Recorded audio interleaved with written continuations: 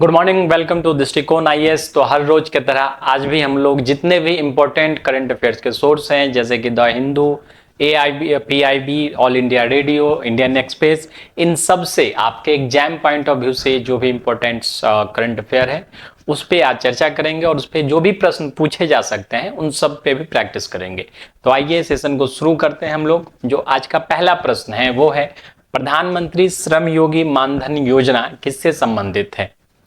संगठित क्षेत्र, असंगठित क्षेत्र, बेरोजगार या कृषि से संबंधित है। ठीक है, तो ये किससे संबंधित है? ये है असंगठित क्षेत्र से। ठीक है, किससे संबंधित? ये संबंधित है असंगठित क्षेत्र से। असंगठित क्षेत्र और संगठित क्षेत्र होता क्या है, तो इस पे थोड़ा सा नजर डालते हैं हम लोग। एक एग्जाम्पल के थ्रू हम लोग समझेंगे इस चीज को कि मान लेते हैं कोई जो मजदूर है वो दिल्ली में किसी बड़े कंपनी में काम कर रहा है या किसी रियल एस्टेट कंपनी के लिए काम कर रहा है, तो वहां पे उसको सारी सुविधाएं मिलेगी। वहां पे एज ए कर्मचारी की तरह उसको ट्रीट किया जाएगा, उसका पीएफ अकाउंट होगा, उसको इंश्योरेंस की सुविधा मिलेगी, उसको मेडिक्लेम की सुविधा मिलेगी। लेकिन वहीं अगर बिहार का कोई मजदूर है, किसी लोकल ठेकेदार के पास काम कर रहा है, अगर दुर्घटनावश उसकी मृत्यु हो जाती है तब उसको कुछ मिलेगा। हाँ, हो सकता है ठेकेदार अगर अच्छा होगा 50,000 1 लाख रुपया वो दे सकता है, लेकिन उसके अलावा कोई भी उसको अलग से कोई ना कोई पेंशन स्कीम है, ना जो भी पीएफ स्कीम है, ना कोई मेडिक्लेम स्कीम है, कुछ नहीं है उसके लिए। तो वो सभी क्षेत्र जिसमें सरकार को जानकारी नहीं है और उनको किसी भी तरह का सामाजिक सुरक्षा का लाभ नहीं मिल रहा है। ठीक है, सामाजिक सुरक्षा का लाभ नहीं मिल रहा है। जैसे एक चाय दुकान वाला, एक ठेला दुकान वाला, मेहनत मजदूरी करने वाला, सब्जी बेचने वाला, ये जितने भी क्षेत्र आपको दिख रहे हैं ये अनऑर्गेनाइज्ड है, असंगठित क्षेत्र है। और लेकिन हमारे देश के इकोनॉमी में सबसे ज्यादा योगदान इन्हीं लोग का होता है, इन्हीं लोग के जो है मेहनत का होता है। इसलिए सरकार विशेष रूप से ध्यान देती है। आपको याद होगा कि पहला चुनौती तो ये है कि कौन काम कर रहा है, कौन कर्मचारी है, कौन श्रमिक है, ये जानकारी करना। इसलिए सरकार ने कुछ समय पहले एक श्रमिक कार्ड योजना अनाउंस किया था। श्रमिक कार्ड लोगों का बनाया जा रहा था। ठीक है, श्रमिक कार्ड, ताकि लोग यहाँ पे अप्लाई करें और सरकार को ये जानकारी तो मिले कि वो ये व्यक्ति जो है काम कर रहा है, रोजगार में है और उसके लिए सामाजिक सुरक्षा का कोई प्लान करे। तो ये जो योजना है श्रम योगी मानधन योजना, ये वैसे ही असंगठित क्षेत्र के मजदूरों के लिए है जिनको किसी भी तरह का कोई सुविधा नहीं मिल रहा है, सामाजिक सुविधा नहीं मिल रहा है, सरकार की तरफ से कोई सुविधा नहीं मिल रहा है। इन लोगों को क्या मिलेगा? तो ये जो है 18 से 40 वर्ष के आयु के बीच में ये कभी भी जो है इस योजना में जुड़ सकते हैं। इस योजना में जो इनका एक निश्चित अमाउंट होगा ये जमा करेंगे 60 वर्ष तक की उम्र तक, और 60 वर्ष के बाद जो है मिनिमम इनको 3,000 रुपये पेंशन मिलेगा जीवन भर। ठीक है, अब सपोज इससे क्या होगा, तो मान लेते हैं एक चाय दुकान वाला, ये एक मजदूर का ही एग्जाम्पल लेते हैं। ये 60 साल तक काम कर रहा है, 70 साल तक काम कर रहा है, लेकिन जब तक ये काम कर पा रहा है, हाथ पैर चल रहा है, तब तक ठीक है। लेकिन इसके बाद क्या होगा? इसके पास तो अपना कोई फाइनेंशियल स्टेबिलिटी नहीं होगा। तो सरकार इसलिए जो है ये पेंशन स्कीम लेकर के आई है, पेंशन स्कीम लेकर के आई है। ठीक है, इस पेंशन स्कीम में क्या है? 3,000 रुपये जो है जीवन भर 60 वर्ष से और जीवन भर जो है उस मजदूर को मिलता रहेगा, और उस मजदूर के मृत्यु के बाद जो है पारिवारिक पेंशन भी मिलेगा। पारिवारिक पेंशन मतलब उसके जीवन साथी को जो है उसका आधा पैसा, ठीक है, 50% अमाउंट, जो भी अमाउंट बनेगा उसका जो मिल रहा था पेंशन, उसका 50% पेंशन जो है उसके जीवन साथी को मिलता रहेगा। तो ये है श्रम योगी मानधन योजना। इस बजट में जो है ये अनाउंस किया गया था, अब ये लागू कर दिया गया है। चलिए, हाल ही में केंद्रीय मंत्री ने AI powered solar manufacturing line का उद्घाटन किया है। ठीक है, तो अभी पूरी दुनिया में जो है सब जगह एआई का ही चर्चा है। एआई यानी कि आर्टिफिशियल इंटेलिजेंस। ठीक है, आर्टिफिशियल इंटेलिजेंस, कृत्रिम बुद्धिमत्ता। कृत्रिम बुद्धिमत्ता मतलब मशीन को अपना एक मैन्युफैक्चरिंग दिमाग हो गया। ठीक है, कि उसको क्या करना है, कब करना है, क्या बोलना है, क्या जवाब देना है, उसके पास एक अपना एक आईक्यू डेवलप हो गया। ठीक है, तो क्या है आर्टिफिशियल इंटेलिजेंस। अब क्या है, इसका पूरी दुनिया में यूज हो रहा है, हर प्रकार से हम लोग चैट जीपीटी वगैरह भी यूज करते हैं, ये भी एआई पावर्ड ही है। ठीक है, तो पूरी दुनिया में विभिन्न प्रकार से इसका यूज किया जा रहा है। इसमें क्या है, सोलर मैन्युफैक्चरिंग प्लांट के लिए, सोलर में जहां पे सोलर सेल्स बनाए जा रहे थे, सोलर पैनल्स बनाए जा रहे थे, उस फैक्ट्री में पहली बार एआई पावर्ड जो है मैन्युफैक्चरिंग लाइन का उद्घाटन किया गया। ठीक है, कहां पे किया गया है, तो ये किया गया है गुजरात में किया गया है। ठीक है, गुजरात में किया गया। थोड़ा सा और डिटेल्स देखते हैं इस न्यूज के बारे में। गोल्डी सोलर नाम की कंपनी है गुजरात में, और वहीं पे जो है एआई पावर्ड जो है सोलर मैन्युफैक्चरिंग लाइन का उद्घाटन किया गया। इसमें क्या है, ऑटोमेटिक रूप से जो है मशीन्स अपने स्तर से जो है सोलर मैन्युफैक्चरिंग करेगी, सोलर सेल्स मैन्युफैक्चरिंग करेगी, और प्रति घंटे जो है 10,000 सोलर सेल्स का मैन्युफैक्चरिंग करने की क्षमता है इस मैन्युफैक्चरिंग लाइन में।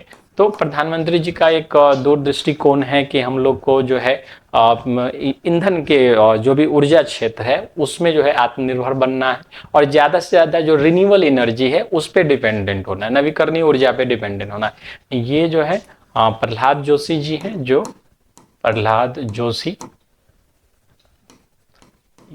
प्रहलाद जोशी ये हैं new and renewable energy minister. ठीक है, अभी वर्तमान में भारत के हैं।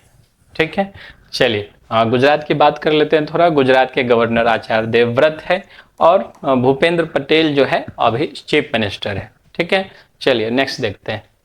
नेक्स्ट है, हाल ही में भारत सरकार ने किसे GEM government e market place का सीईओ बनाया है। ठीक है, तो जीईएम का सीईओ अभी वर्तमान में जो है बनाया गया है अजय भादु को। ठीक है, अजय भादु को इनको जीईएम का सीईओ बनाया गया। अभी जीईएम क्या है, तो जीईएम के बारे में थोड़ा सा जानते हैं। जीईएम होता है government e market palace, government e market palace. ठीक है क्या ये मार्केट पैलेस। ठीक है, तो ये 2016 में इसको लॉन्च किया गया था, और जितने भी मिनिस्ट्री है गवर्नमेंट के, मिनिस्ट्री या डिपार्टमेंट, जितने भी मिनिस्ट्री हैं या डिपार्टमेंट्स हैं, वो क्या करती है, वो जो भी गुड्स और सर्विस को परचेज करेगी, ठीक है, गुड्स परचेज करे या सर्विस परचेज करे, सब जो है इस जीईएम के थ्रू ही जो है परचेज किया जाएगा। ठीक है, परचेज किया जा सकता है, प्रोक्यूर किया जा सकता है। ठीक है, इसको बोला जाता है प्रोक्यूर किया जा सकता है, मतलब परचेज किया जा सकता है। इसी के लिए जीईएम बनाया गया था। ये ऑनलाइन प्लेटफॉर्म है, इससे क्या होगा, ट्रांसपेरेंसी रहेगी। ठीक है, ट्रांसपेरेंसी रहेगी, ट्रांसपेरेंसी रहेंगी। नहीं तो हम लोग आए दिन सुनते रहते हैं कि 5 रुपए की चीज जो है 5,000 रुपये में खरीदी गई है। ठीक है, तो इस सब से क्या होगा, कंप्लीट ट्रांसपेरेंट रहेगा। 2016 में इसको बनाया गया था, लॉन्च किया गया, और गवर्नमेंट जो है इसके जो पार्टनर है वो है TCS company, Tata consultancy service, Tata consultancy service. ठीक है, इस कंपनी के से जो है ये इसी कंपनी ने एक इंफ्रास्ट्रक्चर डेवलप किया है, डिजिटल इंफ्रास्ट्रक्चर, जहाँ पे सारे मिनिस्ट्री, सारे डिपार्टमेंट जो है जो भी ये परचेज करना चाहे, प्रोक्यूर करना चाहे, वो ऑनलाइन थ्रू परचेज कर सकते हैं। ठीक है, यही है गवर्नमेंट ई मार्केट प्लेस, और अजय भादु जी को इसका सीईओ बनाया गया। ठीक है, चलिए अगला देखते हैं। नेक्स्ट है, नासा किस कंपनी के साथ मिलकर चांद पर मोबाइल नेटवर्क स्थापित करने वाला है। ठीक है, तो ये भी एक नया इतिहास रचा जा रहा है। हम लोग अब अंतरिक्ष में भी जो है काफी आगे निकल रहे हैं। हम लोग का मतलब अब पूरी दुनिया से है, क्योंकि अंतरिक्ष किसी एक देश या एक व्यक्ति का नहीं है। तो नोकिया कंपनी के साथ मिलकर के नासा क्या कर रहा है, सेलुलर वहां पे मोबाइल नेटवर्क स्थापित कर रहा है। ठीक है, अब ये क्या चीज है, क्या मोबाइल नेटवर्क स्थापित कर रहा है, तो जैसे यहाँ पे पृथ्वी पे हम लोग बात करते हैं, फोन से बात कर रहे हैं, एक दूसरे से बात कर रहे हैं, तो मोबाइल नेटवर्क के थ्रू बात कर रहे हैं। ठीक है, तो चांद पे क्या होगा, जो लैंडर होगा और जो रोवर होगा, ठीक है, जो रोवर है और जो लैंडर है, वो खुद से ही जो है ये कम्युनिकेशन डेवलप करेगा, बनाएगा, और वहां पे वर्क करेगा। ठीक है, एक दूसरे का जो कम्युनिकेशन है ये किससे करेगा, मोबाइल नेटवर्क से ही करेगा, सेलुलर नेटवर्क से ही करेगा। ठीक है, और साथ में जो भी डाटा भेजना होगा पृथ्वी वगैरह पे, जो डाटा भेजेगा, ठीक है, कांटेक्ट करेगा, वीडियो कॉलिंग करेगा, ये सब जो है मोबाइल नेटवर्क से किया जाएगा। तो इस पूरे सिस्टम को डेवलप करने का काम किसने किया है, नोकिया ने, लेकिन इसको पहुंचाने का काम कौन करेगा, तो नासा करेगा। ठीक है, नोकिया और नासा दोनों मिल करके इस चीज को कर रहा है। ठीक है, इसका नासा का एक मिशन है, ये मिशन है नासा आर्टेमिस प्रोग्राम। ठीक है, आर्टेमिस प्रोग्राम के अंतर्गत जो है इस प्लान को अंजाम दिया जा रहा है। नासा का अपना विजन है कि 2027 तक जो है हम वापस से मानव को भेजेंगे चंद्रमा पे, और 2030 के बाद हमारी परमानेंट उपस्थिति रहेगी चंद्रमा पे।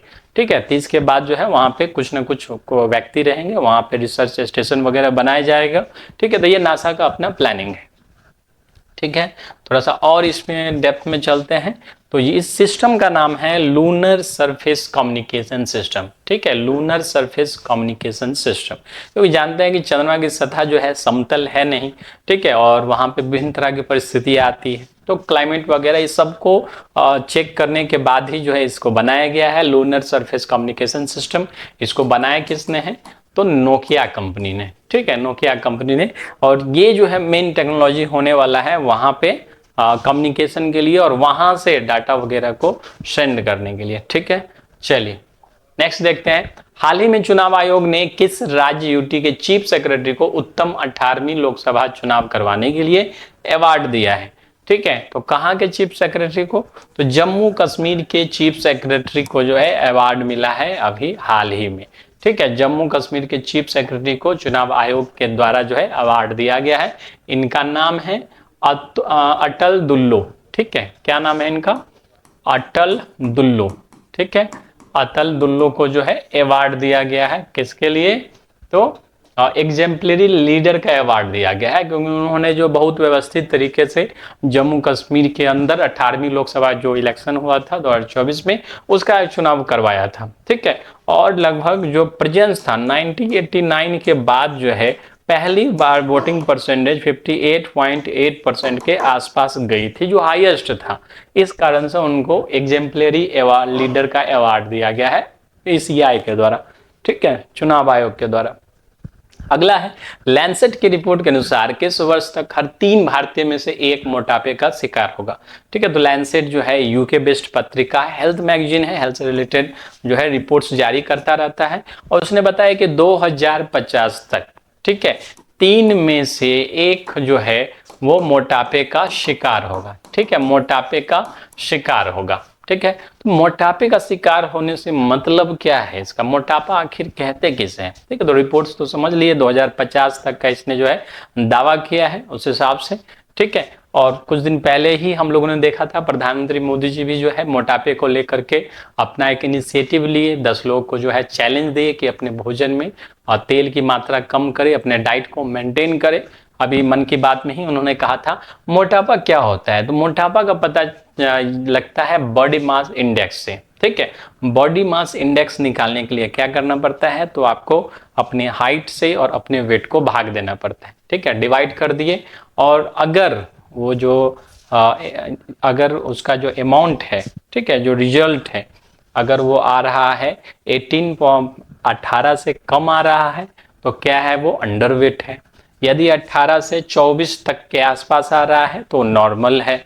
यदि 25 से 29 तक आ रहा है तो ओवरवेट है। ठीक है, उसको भी मोटापा नहीं कहेंगे। 25 से 29 तक आ रहा है तो ओवरवेट है, और 29 के बाद यदि आ रहा है तब हम कह सकते हैं कि हाँ वो मोटापे का शिकार हो चुका है, और 34 के बाद तो एक्सेस कह सकते हैं, एक्सट्रीमली ओबेस कह सकते हैं। ठीक है, तो ये सारे कंडीशंस है। अभी भी आप लोग जो है क्या कर सकते हैं, अपना हाइट को वेट से भाग दे करके रिजल्ट इसका निकाल सकते हैं, बॉडी मास इंडेक्स को जो है प्राप्त कर सकते हैं। ठीक है, चलिए, गो समृद्धि कैटल इंश्योरेंस स्कीम कहाँ शुरू की गई है? तो गो समृद्धि कैटल इंश्योरेंस स्कीम जो है अभी वर्तमान में केरल के एर्नाकुलम में शुरू की गई है। ठीक है, एर्नाकुलम में शुरू की गई है। ठीक है, बेसिकली है क्या ये गो समृद्धि कैटल इंश्योरेंस स्कीम? तो नाम से स्पष्ट है, कैटल इंश्योरेंस स्कीम, जो भी पशुधन है हमारे पास, ठीक है, जो भी पशु है, जैसे गाय पालते हैं लोग, भैंस पालते हैं, जो भी पशु पाल रहे हैं तो उसके लिए इंश्योरेंस जो है लेकर के सरकार आई है। ठीक है, तो इसमें क्या होगा? तो उस के वैल्यू के हिसाब से, यानी आपके गाय की अगर वैल्यू 70,000 है, 80,000 है, उसके हिसाब से जो है आपके प्रीमियम अमाउंट को तय किया जाएगा, और जैसा कि नॉर्मल इंश्योरेंस में होता है कि यदि उस पशु की मृत्यु हो जाती है तो जो अमाउंट्स बनता है वो आपको दिया जाएगा। ठीक है, तो ये गो समृद्धि स्कीम जो है सेंटर और स्टेट गवर्नमेंट दोनों का एक ज्वाइंट वेंचर है। ठीक है, इसके अंतर्गत किया गया है। ये ज्वाइंट वेंचर का नाम है नेशनल लाइव स्टॉक मिशन, और इसके अंतर्गत ही गो समृद्धि इंश्योरेंस स्कीम को शुरू किया गया है। किसके लिए? डेयरी फार्मर्स के लिए। ठीक है, डेयरी फार्मर्स के लिए शुरू किया गया। कहाँ पे लंच किया गया इसको? एर्नाकुलम डिस्ट्रिक्ट केरल में लंच किया गया। केरल की अगर बात करें, केरल कैपिटल है तिरुवनंतपुरम। अभी वर्तमान में गवर्नर राजेंद्र अर्लेकर है और चीफ मिनिस्टर पिनराई विजयन है, और वहाँ का जो स्टेट बर्ड है वो है ग्रेट हॉर्नबिल। ठीक है, ग्रेट हॉर्नबिल जो है वहाँ का स्टेट बर्ड है। ठीक है, चलिए, लॉरिश वर्ल्ड कमबैक अवार्ड किस भारतीय क्रिकेटर को दिया गया? Which Indian cricketer has received the Laureus world comeback award?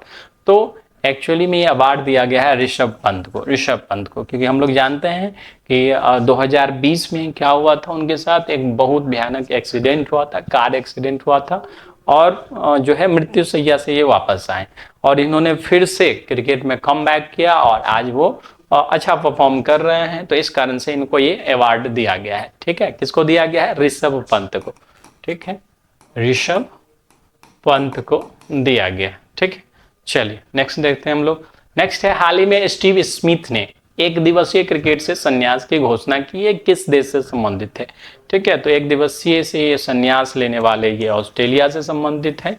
ठीक है, अभी चैंपियंस ट्रॉफी चल रहा है और इसके सेमीफाइनल में हार के बाद जो है इन्होंने जो है संन्यास की घोषणा कर दी है। ठीक है, संन्यास की घोषणा कर दी। इनका कहना है कि अभी जो है उपयुक्त समय है 2027 से जो है 2027 का जो वर्ल्ड कप है उसकी तैयारी करने का, और न्यू कॉमर्स को वो मौका देना चाहते हैं कि लोग आए, तैयारी अच्छा प्रिपरेशन करें। हालांकि उन्होंने सिर्फ वनडे इंटरनेशनल से संन्यास लिया है, टेस्ट के लिए जो है अवेलेबल है, टेस्ट 20 और इस सब के लिए अवेलेबल है ये। ठीक है, चलिए, हाल ही में किसने 16वें एशियाटिक लाइन पॉपुलेशन सेंसस की घोषणा की है? Recently announce the 16 Asiatic lion population census. तो ये अनाउंसमेंट किया गया है हमारे माननीय प्रधानमंत्री श्री नरेंद्र मोदी जी के द्वारा। अभी जानते हैं रिसेंटली एक मीटिंग हुआ था वाइल्ड लाइफ प्रोटेक्शन पे, और उसी मीटिंग में जो है कुछ दिन पहले रिवेरिन डॉल्फिन का भी जिक्र आया था, उसका भी एस्टिमेशन रिपोर्ट जारी किया गया था। तो एक्चुअली में जो एशियाटिक लाइन का सेंसस है, यानी उसकी जो गणना है, ये हर 5 साल में की जाती है। ठीक है, 5 साल में की जाती है। लास्ट जो गणना 2020 में हुई थी, और इसके अनुसार जो है 674 एशियाटिक लाइन जो है अभी उपस्थित है। ठीक है, सबसे ज्यादा गुजरात के गिर फॉरेस्ट में है। ठीक है, 674। ठीक है, 2020 का ये रिपोर्ट्स है, और इसी बेस्ड पे जो है फिर से इसको क्या किया जाएगा, फिर से एक अंदाज लगाने का प्रयास किया जाएगा। तो ये 2025 में सेंसस करवाया जाएगा, और इसी की घोषणा की गई है। ठीक है, एशियाटिक लाइन की अगर बात करें, इसका जो साइंटिफिक नेम है क्या है? पैंथेरा लियोपर्सिका। ठीक है, और IUCN का जो लिस्ट है उसमें एंडेंजर्ड के रेड लिस्ट में शामिल है। ठीक है, IUCN रेड लिस्ट में एंडेंजर्ड जो कैटेगरी है इसमें ये शामिल है। ठीक है, एशियाटिक लाइन कुछ दिन पहले जो है प्रधानमंत्री जी ने रिवेरिन डॉल्फिन का बताया था, और एक एस्टिमेशन रिपोर्ट जारी किया गया था, जिसमें सबसे ज्यादा जो डॉल्फिन है वो बताया था कि ये उत्तर प्रदेश में पाया जाता है, फिर उसके बाद जो है बिहार में पाया जाता है, और सबसे ज्यादा अगर नदी की बात करें तो गंगा में पाई जाती है। ठीक है, चलिए नेक्स्ट है, केंद्रीय कैबिनेट द्वारा किस राज्य में 2 रोपवे के निर्माण की मंजूरी दी गई है? ठीक है, तो किस राज्य में दी गई है? तो उत्तराखंड में जो है अभी रिसेंटली 2 रोपवे का उद्घाटन का वो कहा गया है कि 2 रोपवे बनाया जाएगा वहां पे। ठीक है, तो एक्चुअली ये 2 साल पहले ही इसका अनाउंसमेंट हो गया था, लेकिन इसको मंजूरी अब मिला है। कहाँ कहाँ? तो पहला जो रोपवे होगा 12.9 किलोमीटर का जो रोपवे है, ये केदारनाथ का हिस्सा होगा। ठीक है, केदारनाथ, जिसको केदारनाथ का हिस्सा है, और कहां से कहां तक है? ये सोनप्रयाग से लेकर के केदारनाथ तक जाएगा। ये आप देख रहे हैं रोपवे, तो ये सोनप्रयाग से लेकर के केदारनाथ तक जाएगा। ठीक है, ये प्रोजेक्ट जो पर्वतमाला प्रोजेक्ट का परियोजना का हिस्सा है। पर्वतमाला परियोजना 2022 में जो है इसी के अंतर्गत अनाउंस किया गया था इस योजना को। और मेनली क्या था पर्वतमाला योजना में तो जितने भी रिमोट एरियाज पे जो टूरिस्ट पैलेस है, हिली पैलेस पे जो टूरिस्ट पैलेस है, उसको डेवलप किया जाएगा ताकि उन इलाकों में टूरिज्म बढ़े, ठीक है, और लोग वहाँ जाए। और जितने बहुत सारे जो हिंदू धर्म के, हमारे धर्म के बहुत सारे जो तीर्थ स्थल है वो हिली साइड पे ही उपस्थित है, ठीक है। यही योजना थी पर्वतमाला परियोजना, और इसी के अंतर्गत जो है अनाउंस किया गया था कि केदारनाथ में रोपवे बनाया जाएगा, ठीक है। तो पहला रोपवे तो हो गया यहाँ पे सोनप्रयाग से केदारनाथ में 12.9 किलोमीटर का। दूसरा जो रोपवे है ये है हेमकुंड साहिब का, ठीक है। हेमकुंड साहिब का रोपवे तैयार किया जाएगा, गोविंद घाट से लेकर के हेमकुंड साहिब तक रोपवे बनाया जाएगा, ठीक है। लगभग उम्मीद है कि 18,000 पैसेंजर्स जो है पर डे इससे आ जा सकते हैं, ठीक है। चलिए नेक्स्ट है, अभी वर्तमान में यूरोपियन यूनियन की अध्यक्ष कौन है, ठीक है। ये कुछ क्वेश्चन है, रिवीजन क्वेश्चन है। अभी वर्तमान में यूरोपियन यूनियन की अध्यक्ष कौन है, तो ये है उर्सुला वॉन डेर लेयन, ठीक है, उर्सुला वॉन डेर लेयन, ठीक है। अभी कुछ दिन पहले भारत आई थी और प्रधानमंत्री जी से इनकी मुलाकात हुई। यूरोपियन यूनियन थोड़ा सा हम लोग जान लेते हैं, यूरोपियन यूनियन क्या है। तो यूरोप के जितने भी देश हैं, अधिकतर देश, उन लोगों ने मिल करके अपना एक समूह बना लिया है। इस समूह में अभी 27 देश शामिल है, ठीक है। और इसका जो हेडक्वार्टर है ब्रुसेल्स बेल्जियम में, ठीक है, ब्रुसेल्स बेल्जियम में इसका हेडक्वार्टर है, ठीक है। तो अब क्या है, यहाँ पे ये आई थी, भारत में आई थी, काफी अच्छी बातचीत रही और बहुत सारे प्रोजेक्ट पे जो है चर्चाएं हुई है। तो मेन इसमें जानने लायक क्या है, तो यूरोपियन यूनियन के बारे में समझिए। यूरोप के जितने देश हैं सब मिल करके अपना एक समूह बना लिए। किसके लिए समूह बना लिए, तो कैसा समूह है ये, पॉलिटिकल, इकोनॉमिकल, ठीक है, और सिक्योरिटी, ये तीनों पर्पज से जो है इस ग्रुप का निर्माण किया गया है, ठीक है। और भारत के साथ जो अभी सबसे बड़ी डील हो रही है वो है आईमेक प्रोजेक्ट को लेकर के, ठीक है। IMEC project, India middle east Europe corridor को लेकर के जो है ये चर्चा में है यूरोपियन यूनियन। और जिस तरह से अभी अमेरिकी सरकार का रवैया है, तो आने वाले समय में हो सकता है भारत और यूरोपियन यूनियन के बीच जो है ट्रेड्स काफी लार्ज स्केल पे बढ़े, ठीक है। चलिए नेक्स्ट देखते हैं हम लोग, द ब्रूटलिस्ट के लिए किसे ऑस्कर अवार्ड मिला है, ठीक है। ये भी रिवीजन क्वेश्चन है। द ब्रूटलिस्ट के लिए अवार्ड पाने वाले हैं कौन, एड्रियन ब्रोडी, ठीक है, एड्रियन ब्रोडी, ठीक है। इससे पहले भी हम चर्चा में थे ये एड्रियन ब्रोडी। इसमें मेनली क्या था, तो इन्होंने सबसे लंबा थैंक यू भाषण दिया था। अवार्ड मिलने के बाद सभी लोग जो है थैंक यू स्पीच देते हैं, और इसने भी स्पीच दिया था जो 5 मिनट 36 सेकेंड का था, और ये Guinness book of world record में दर्ज हो गया। तो ऑस्कर अवार्ड में सबसे लंबा स्पीच देने वाले एड्रियन ब्रोडी ही हैं, ठीक है। चलिए अगला देखते हैं हम लोग,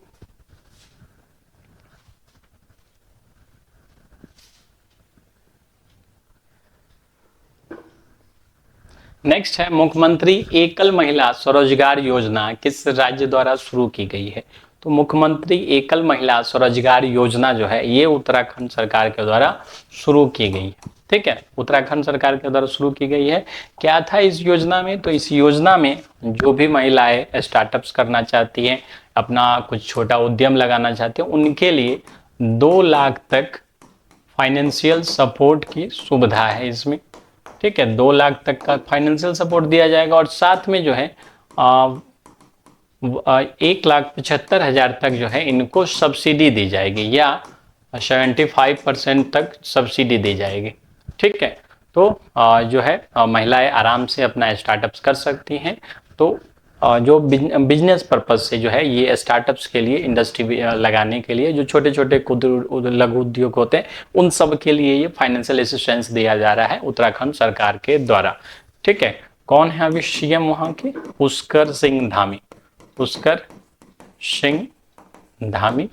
गवर्नर कौन है, गुरमीत सिंह, गुरमीत सिंह। पहले भी उत्तराखंड न्यूज में था, क्योंकि यहीं पे क्या हुआ है, यूसीसी लागू हुआ है। देश का पहला राज्य जहाँ पे यूसीसी लागू हुआ है कौन है, उत्तराखंड है, ठीक है।